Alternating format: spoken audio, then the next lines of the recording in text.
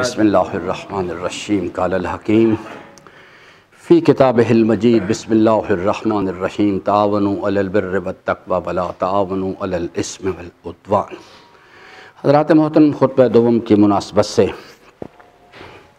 پاکستان کی جو صورتحال ہے چند جملے اس حوالے سے عرض کرنا چاہوں گا۔ اس وقت کا جو برننگ ایشو ہے، سعودی عرب کا جو ولی عہد ہے وہ پاکستان آ رہا ہے، اور پاکستان سوشل میڈیا پہ کافی لوگ اس مسئلے اپنا رد عمل ظاہر کر رہے ہیں۔ عزیزان محترم، دو پہلو سے اس پر میں تبصرہ کرنا چاہوں گا۔ ایک تو بین الاقوامی صورتحال کس سمت کی طرف جا رہی ہے، اس میں اسلامی تحریک کے حوالے کے پازیٹیو پوائنٹس کیا ہیں، نیگیٹو پوائنٹس کیا ہیں، ان کو سمجھنا چاہیے۔ عزیزان محترم، ایک فارمولہ یاد رکھیں کہ حضرت نے ارشاد فرمایا کہ اگر تمہیں مسئلہ سمجھ نہیں آ رہا کہ اہل حق کہاں ہیں، اہل باطل کہاں ہیں، کون سا راستہ ٹھیک ہے، کون سا راستہ غلط ہے، تو اللہ تعالیٰ کے حبیب نے بہت ساری چیزیں بیان فرمائیں۔ ان میں سے ایک یہ ہے کہ فرمایا کہ اگر ساری روئے زمین کے انسان جو ہیں ایک راستے پر چل رہے ہوں اور علی بن ابی طالب دوسرے راستے پر چل رہے ہوں تو ساری دنیا کو چھوڑ دینا مگر علی بن ابی طالب کے راستے پر چلنا۔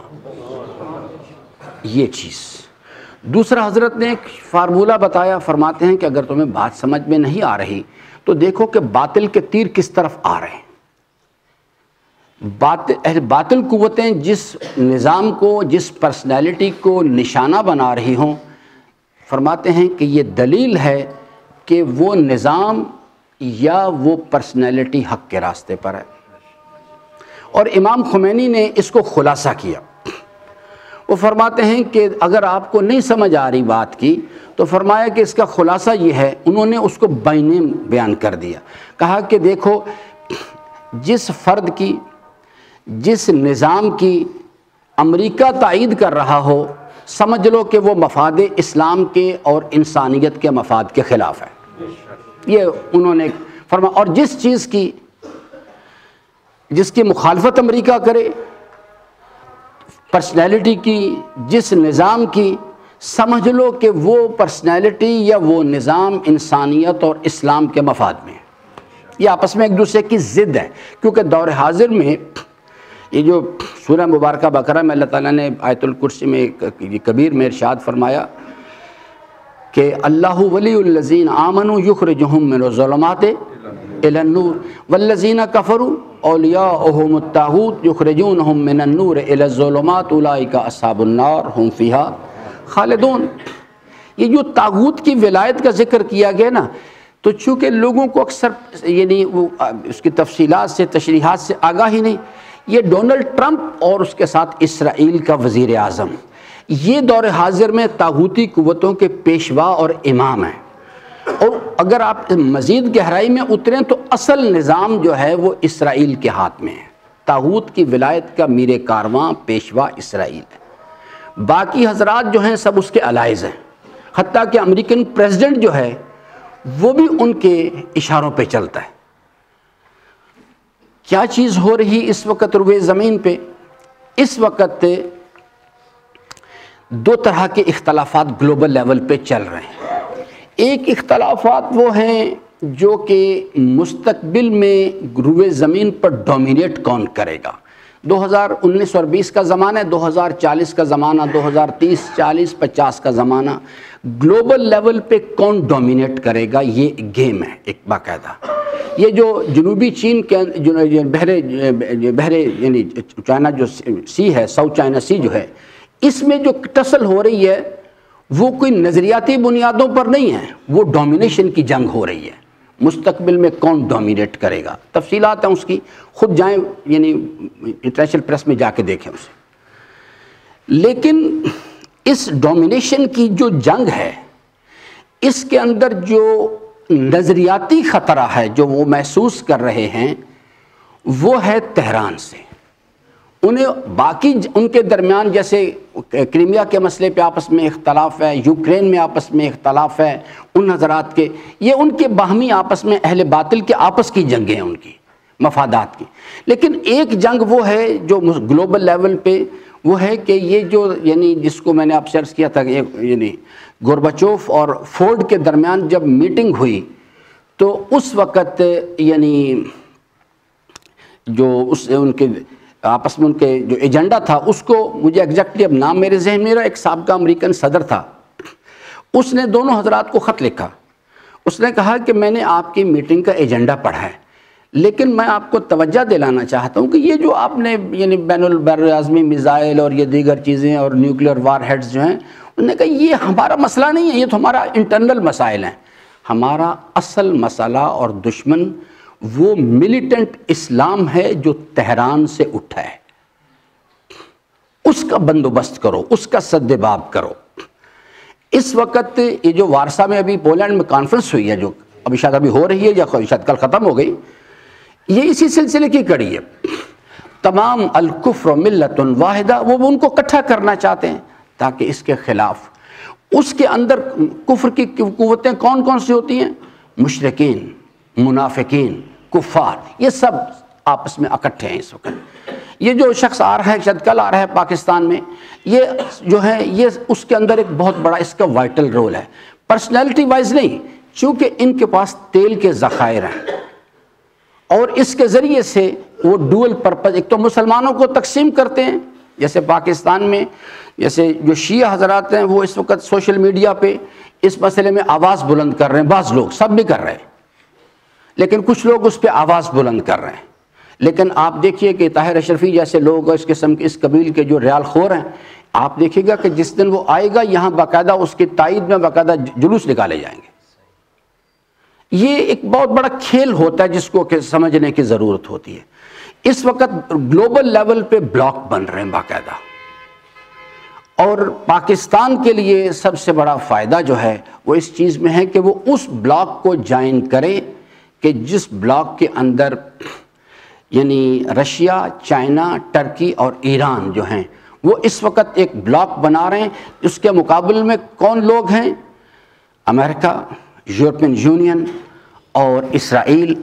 انڈیا بھی اغلباً اس کی انکلینیشن اسی طرف ہے، اور پاکستان کے حکمران جو ہیں وہ اس بات میں گو مگو کے عالم میں ہیں.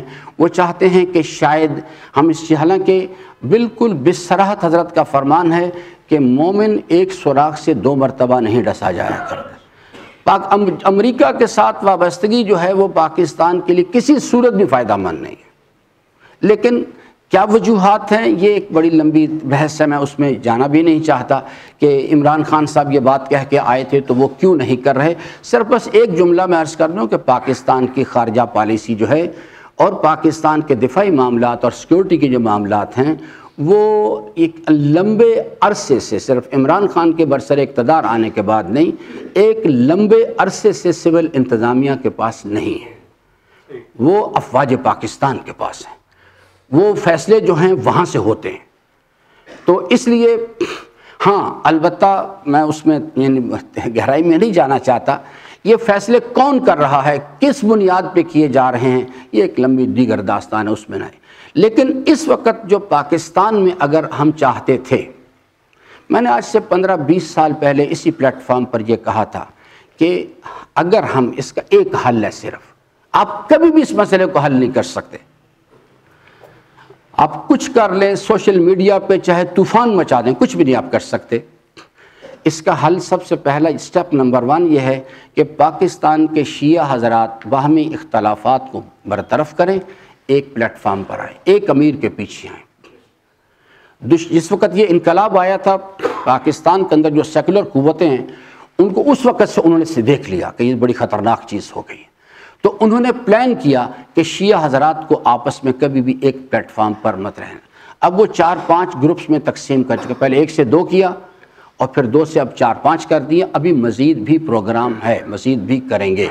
یہ جو ایگزسٹنگ گروپس آپ کو دکھائی دے رہے ہیں ان کے اندر بھی دراڑ پیدا ہوگی، یہ ان کی پلاننگ ہے باقاعدہ. تو یعنی سب سے پہلے شیعہ حضرات آپس میں اتحاد پیدا کریں. اس کے بعد صرف شیعہ حضرات اکیلے کچھ نہیں کر سکتے، یہ بھی جس چیلنج کا سامنا ہے نا اس کے لیے جس سینرجی کی ضرورت ہے وہ شیعہ حضرات مل کے اکیلے نہیں کر سکتے، وہ سینرجی جنریٹ نہیں کر سکتے. اس کے لیے ضرورت ہے کہ اہل سنت کے ساتھ اتحاد کیا جائے، لیکن اس قسم کا اتحاد نہیں کہ برادم جواد نقوی صاحب طارق جمیل سے کر لیں اور مولانا ساجد علی نقوی سے جا کے فضل الرحمان سے کر لیں. ایک امیر ہو، ایک حکمت عملی طے کی جائے، اتحاد کرے. پھر وہ لوگ وہ جو اتحاد ہے، وہ امکان ہے اس چیز کا کہ اس قسم کی سینرجی جنریٹ کر لے کہ اس قسم کے چیلنجز کا مقابلہ کیا جا سکے.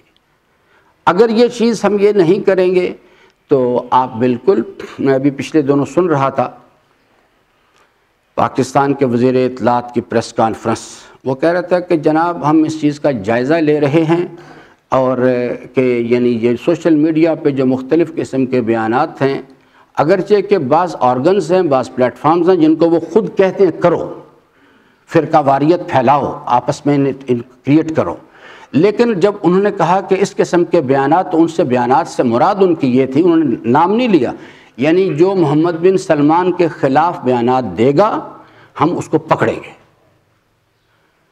تو اس لیے میرے عزیزان جو چیز ہے اس سے بڑی دقت کے ساتھ صورتحال کو سمجھنے کی ضرورت ہے. خلاصہ میری گزارشات کا یہ ہے کہ ضرور جو چیز ہے کم از کم اس میں دل میں ضرور برا سمجھے اس قسم کی حرکتوں کو. اس چیز کے لیے زبان سے لوگوں کو حقائق سے آگاہ کریں، آشنا کریں، اور اگر جس حد تک آپ اپنے گرد و پیش میں ظلم کا جو خاتمہ ہے وہ کر سکتے ہیں وہ اس کی کرنے کی کوشش کریں. وہ تمام برادران جو محمد بن سلمان کے خلاف فیس بک کے پہ اپنے جو یعنی جذبات کا اظہار کرتے ہیں، اگر وہ خمس ادا نہیں کرتے تو میری ان سے درخواست ہے کہ صرف لیول کا فرق ہے غصب کرنے میں، اور بھائی جرم کی سنگینی میں فرق نہیں ہے. انہیں کیا حق حاصل ہے؟ وہ ایک اپنے پڑوسی کا خاندان میں ایک آدمی کا حق غصب کر کے بیٹھے ہوئے ہیں اور محمد بن سلمان کو برا کہہ رہے ہیں. چیمان حضارت. ان کو چاہیے محمد بن سلمان کے کردار پہ تبصرے کرنے سے پہلے وہ تمام برادران خواہران جنہوں نے والد انتقال کر گئے اور مال کی تقسیم میں انہوں نے آج تک اپنے بھائیوں کے اور بہنوں کے حقوق نہیں دیے، ان میں اور اللہ کی بارگاہ میں اس کی عدالت میں ان میں اور محمد بن سلمان میں کوئی فرق نہیں ہے. وہ بھی غاصبان ہیں. وہ کس بنیاد پر کہنا چاہتے ہیں؟ اس فیس بک پہ یہ ایک عدد پوسٹ ڈال دینے سے کیا مسئلہ ہم اپنی ذمہ داری سے بری ہو جائیں گے؟ نہ، ذمہ داری سے بری ہونا یہاں سے ہونا ہے. میں نے ایک اینٹ جو ہے اپنے پڑوسی کی زمین میں رکھ لی ہوئی ہے، اس کو واپس لائیں، اس کو اینٹ کو اندر کریں اپنی زمین کے اندر، پھر محمد بن سلمان کے بارے میں تبصرہ کریں. اس واسطے ہماری زبان میں کوئی اثر نہیں ہے، اس واسطے ہم کچھ نہیں کر پاتے کہ ہم چاہتے ہیں کہ صرف زبانی باتیں کرتے رہیں بس، اور عمل نہ کریں اس چیز کے لیے. اگر ہم خواہش مند ہیں کہ اس ظالمانہ نظام کے خلاف صدائے احتجاج بلند کریں، تو اگر وہ یمن کے بچوں کو مار رہے ہیں تو میں نے خمس جو ہے وہ اس کو دبا کے جو رکھا ہوا ہے، آپ صرف حضرت کا ایک فرمان سن لیں. فرماتے ہیں اگر کسی محلے میں، مثال کے طور پہ یہ ہمارا عباس علمدار کالونی ہے، فرماتے ہیں رات کو ایک آدمی بھوکا سوتا ہے تو امام علیہ السلام نے فرمایا اس کا رات کو بھوکا سونا اس چیز کی دلیل ہے کہ اس محلے میں کوئی غاصب اور ظالم موجود ہے. یہ نہیں کہا کہ گجر خان رہتا ہے، وہ اس محلے کے اندر کوئی غاصب ہے، کوئی ظالم ہے جس نے اس کا حق غصب کیا ہوا ہے. فی اموالہم حق معلوم للسائل والمحروم. ابلیس ہمیں ٹوسٹ کرتا ہے، وہ ہمارے ساتھ کھیلتا ہے. وہ کیا کرتا ہے؟ وہ کہتا ہے کہ فیس بک پہ ایسا کرو، محمد بن سلمان کے لیے ایک پوسٹ جاری کر دو، ایک زرداری کے لیے ایک پوسٹ جاری کر دو، نواز شریف کے بارے میں خود نہ کرو. میرے عزیزان اس کا تو کوئی مطلب ہی نہیں ہے کچھ، کہ جب میں خود ظالم ہوں، میں لوگوں کے حقوق نہیں دیتا اس چیز کے لیے. یاد رکھیں حکومت پاکستان سے مسئلہ حل نہیں ہوگا. جس دن ہمیں یہ پتہ لگ گیا کہ یہ پڑوس میں خاندان میں جو کچھ لوگ موجود ہیں اللہ نے میرے اموال میں ان کے حقوق رکھے ہیں اور میں نے وہ حقوق دینے شروع کر دیے، پاکستان سے غربت کا خاتمہ ہونا شروع ہو جائے گا. حکومت پاکستان کبھی بھی نہیں کر سکتی اس کام کو، ان کے لیے ممکن ہی نہیں اس چیز کو کہ وہ کر لیں کامل. آپ دیکھ لیجئے جتنی سوشل ویلفیئر سٹیٹس ہیں وہاں بھی جا کے دیکھ لیں، خود امریکہ کے اندر صورتحال کا جائزہ لے لیں جا کے، یہ اسکینڈینیوین کنٹریز جو ہیں یہ اس لحاظ سے سب سے بھی، لیکن آپ وہاں بھی جا یہ چیز اس وقت یہ انڈیویجول کی ذمہ داری ہوتی، مین فرد نے کرنا ہوتا ہے۔ اگر وہ آپ ہر وقت نگران نہیں، اس میں نگرانی کریں کہ میرے خاندان میں کون بھوکا ہے، کون پریشان ہے، کون بچہ تعلیم کے بغیر ہے، اور آپ اس چیز کی ذمہ داری کو اون کرنا شروع کریں تو کوئی آدمی بھوکا نہیں سوئے گا۔ امیر المومنین نے جب یہ فرمایا تھا کہ اگر کاش لوگ میرے کہنے پہ عمل کرتے تو روئے زمین پر کوئی ایک فرد رات کو بھوکا نہ سوتا، اس سے مراد یہ نہیں تھی کہ میں اپنی جیب سے نکال کے دے دوں، میرے کہنے پر عمل کرو، تو انہوں نے یہی بتانا تھا کہ تمہاری جیب میں فلاں آدمی کے لیے حقوق رکھے اس کو دو۔ ہم وہ نہیں کرنے کے لیے تیار، ہم اب صرف اپنے آپ کو مطمئن کرنا چاہتے ہیں اس چیز سے۔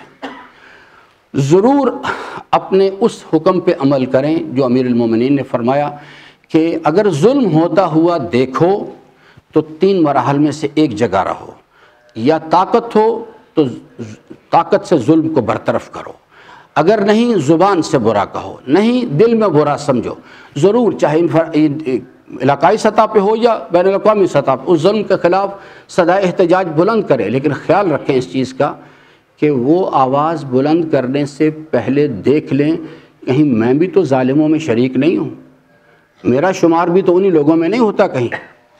اللہ تعالیٰ سے امیدوار ہوں کہ اللہ تبارک و تعالی ہم سب کو اپنی رضا کی راہیں جو ہیں ان کو شناخت کرنے اور ان پر عمل پیرا ہونے کی توفیق عطا فرمائے۔